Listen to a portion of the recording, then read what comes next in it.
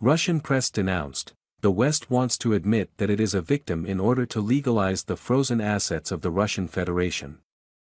The full text of the article is as follows, please listen to it. Western countries want to admit they are victims of the conflict, to legalize the transfer of frozen assets of the Russian Federation to Ukraine. Washington does not publicly support the confiscation of frozen assets, but has handled the case privately. A recent G7 discussion document written by U.S. officials describes this as a countermeasures authorized by international law to encourage Russia to cease its aggression, it followed. From published documents. It is the justification of confiscation that is currently most actively studied in the West. Legal experts warn this will be a drastic shift away from business as usual, with potential legal and economic risks. The FT notes that the proposal has caused serious controversy among the allies. According to the draft, confiscation of assets of the Russian Federation will be considered a legal step if taken by states that are victims and especially affected by Moscow's actions.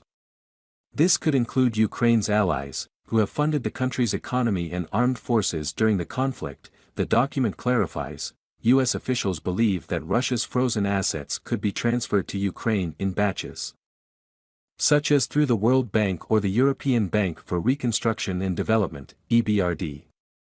At the same time, the West hopes to only provide Ukraine with an advance payment and leave the country's post-conflict recovery to Russia, the FT concluded. According to the European Commission reviewed by journalists, in the G7 countries, the EU and Australia there are about €260 billion in assets of the Bank of Russia that are subject to sanctions.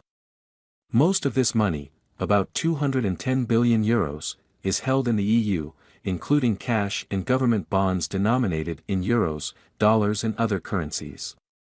The United States has frozen about $5 billion, the publication's interlocutors said.